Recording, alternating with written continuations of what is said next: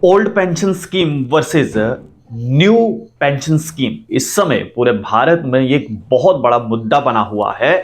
और ज्यादातर अब राज्यों में जो सरकारी मुलाजिम हैं वो ये कह रहे हैं कि जो ओल्ड पेंशन स्कीम पहले दी जाती थी उसी को एक बार फिर से लागू किया जाए।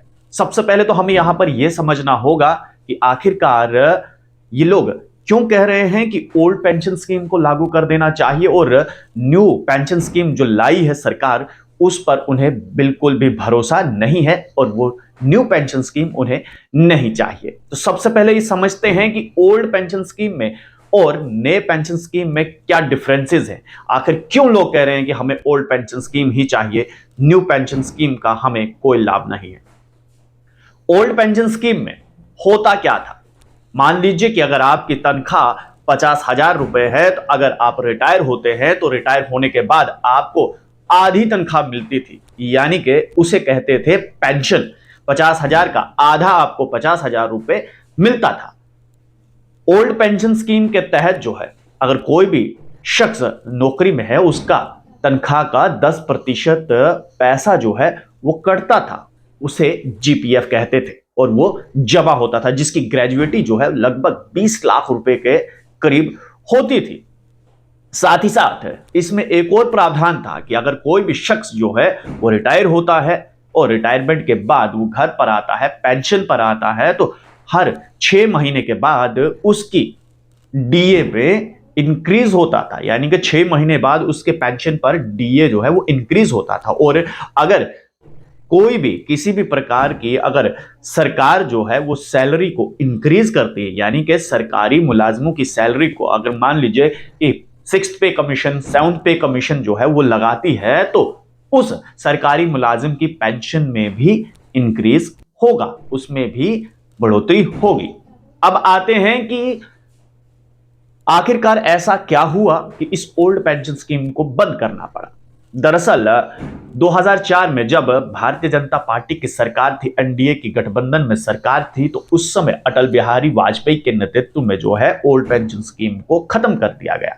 यह कहा गया कि ओल्ड पेंशन स्कीम जो है वो एक फ्री की रेवड़ी है और इस फ्री की रेवड़ी को अब बंद करना बहुत जरूरी है, क्योंकि इससे राज्य की सरकारों पर जो है वो दबाव बढ़ेगा।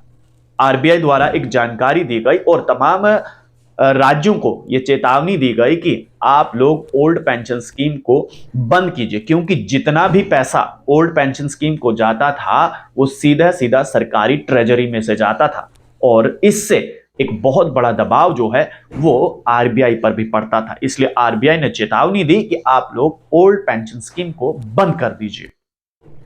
अब आते हैं न्यू पेंशन स्कीम पर कि आखिरकार इसका विरोध क्यों हो रहा है। लोग ये कह रहे हैं कि इसकी कोई गारंटी नहीं, क्योंकि देखिए वहां पर अगर कोई शख्स रिटायर्ड होकर पेंशन में आता है उसे हाफ सैलरी यानी कि आधी तनख्वाह उसे मिलनी ही मिलनी थी, जबकि नई जो पॉलिसी है, नई पेंशन स्कीम है, इसमें कोई भी ऐसा प्रावधान नहीं है कि आपको कितनी पेंशन मिलने वाली है।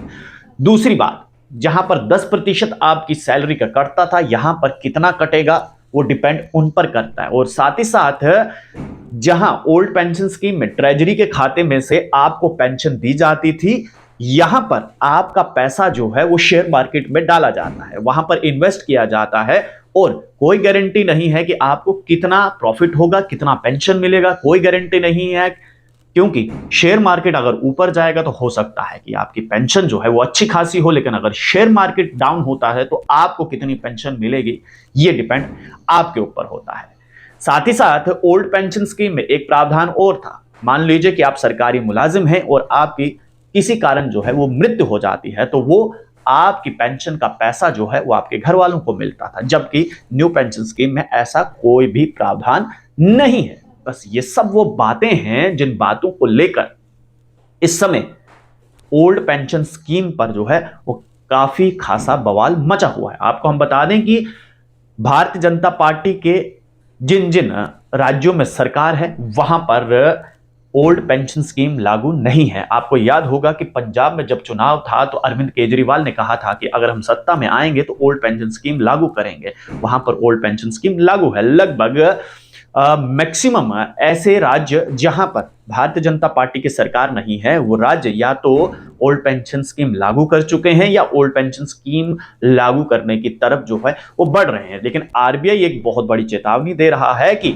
इससे बैंकों पर असर पड़ेगा, आरबीआई पर जो है वो उसके खजाने पर असर पड़ेगा, क्योंकि ये तमाम पैसा जो है वो सरकारी ट्रेजरी में से जाता है।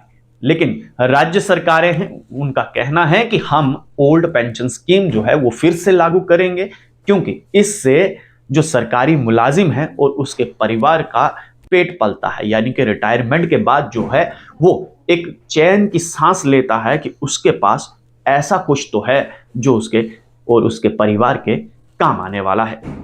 तो यहां पर यह समझने की बात है कि old pension scheme versus new pension scheme इस समय क्यों बना है, कैसे बना है, और अगर इसको लागू करते हैं इसके क्या फायदे होंगे, और अगर इसको लागू नहीं करते हैं तो क्या फायदे होंगे। उम्मीद करता हूं कि जो कंफ्यूजन इस समय ओल्ड पेंशन स्कीम और न्यू पेंशन स्कीम को लेकर शायद आपके भी मन में था वो क्लियर हो गया होगा। आप लोगों की इस बारे में क्या राय है, क्या ओल्ड पेंशन स्कीम लागू होना चाहिए या फिर नहीं? अपनी राय नीचे कमेंट बॉक्स में जरूर रखिएगा। वीडियो को ज्यादा से ज्यादा शेयर कीजिएगा, लाइक कीजिएगा और चैनल को सब्सक्राइब जरूर कीजिएगा।